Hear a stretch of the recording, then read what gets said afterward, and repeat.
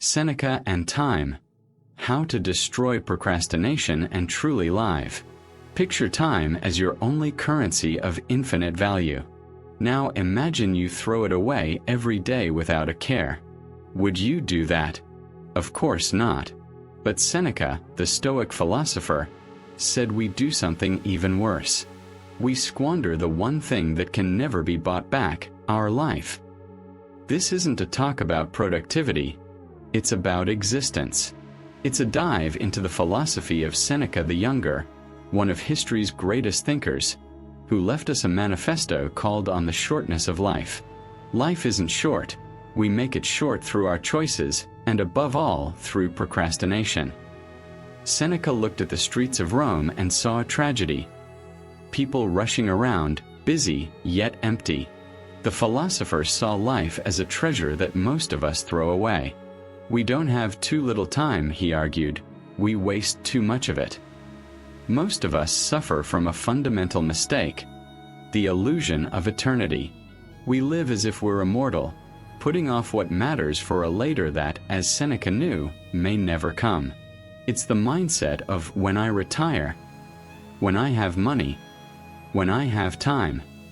By waiting, you're signing a contract to live someone else's life. Seneca was harsh on those who were merely busy but not truly living. He called them busy idlers. These are the people who fill their days with trivial urgencies: gossip, pointless social obligations, endless meetings with no purpose, or an obsession with shallow entertainment. They're always moving, but their soul is stagnant. In this sense, procrastination isn't laziness. It's a form of escape. It's refusing to sit with yourself and tackle the tasks that demand focus, purpose, and discipline. You're active, sure, but it's a destructive kind of activity because it pulls you away from your true destiny, your personal mission. For a Stoic, wasting time is wasting yourself. How does Seneca suggest we reverse this tragedy? Through mastery. The Stoic argues that time is divided into three parts: the past, the present, and the future. And surprisingly, the past is your only guaranteed possession. Why? The present is fleeting, and the future is uncertain. But the past, if you know how to use it, is secure. The secret lies in reviewing it wisely. Ordinary people look back on the past with guilt or nostalgia. The wise review it to learn and grow stronger. This is Seneca's nightly practice. Reflect on the day, not to dwell on regrets, but to correct mistakes and build on successes. It's the only way to stop renting your life out to yesterday's errors. The present is the only moment where life truly exists. It's your domain of action. Procrastination thrives because you refuse to wield the power you have right now. Does the task seem daunting? Does the fear feel overwhelming? That's because you're staring at the size of the mountain instead of the first step. Stoicism teaches us radical focus. The present is your only resource for virtue. You can't be just tomorrow. You can only be just now. You can't be disciplined in the future. You can only start this very moment.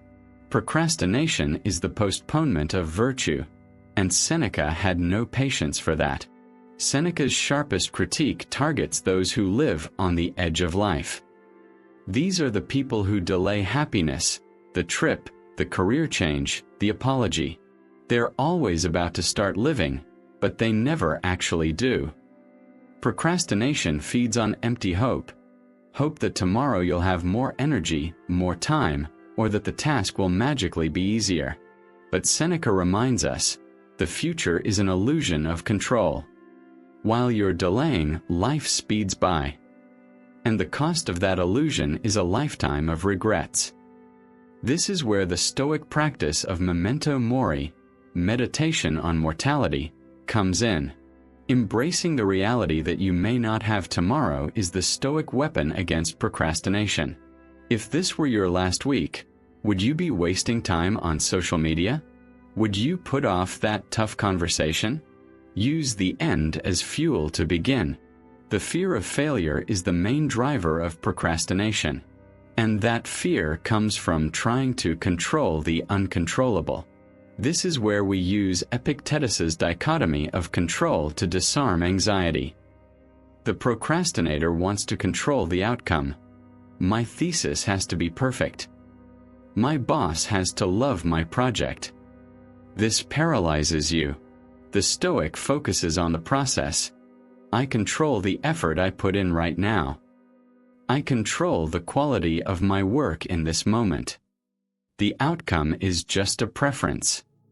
You control the act of starting virtue, but not whether the task will be perfect or accepted outcome.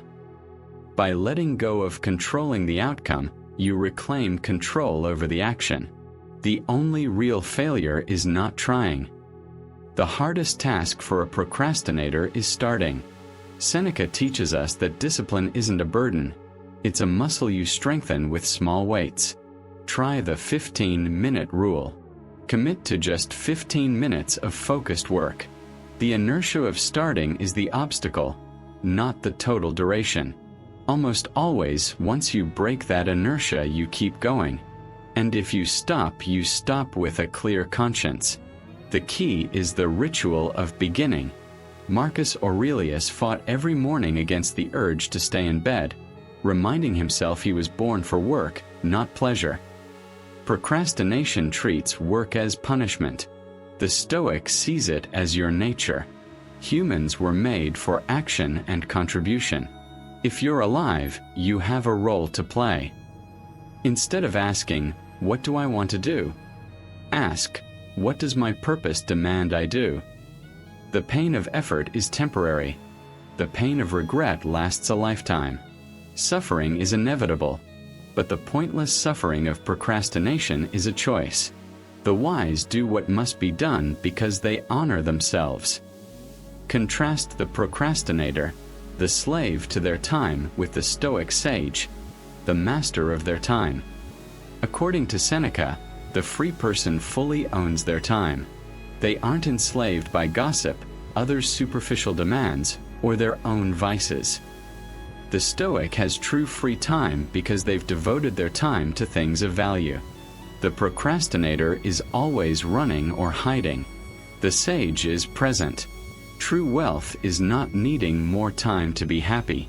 You're rich if you're content with the time you have and how you use it. The greatest danger of procrastination isn't failing at work. It's the regret on your deathbed.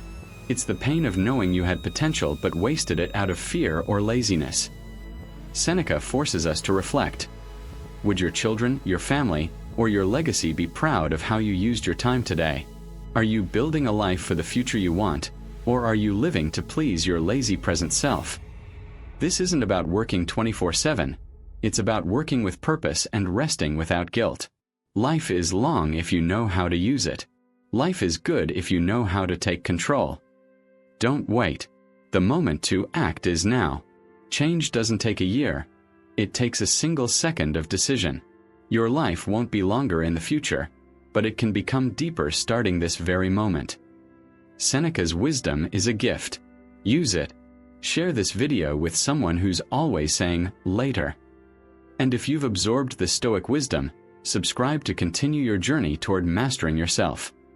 Leave the word "start" in the comments as your personal commitment to stop delaying your own life.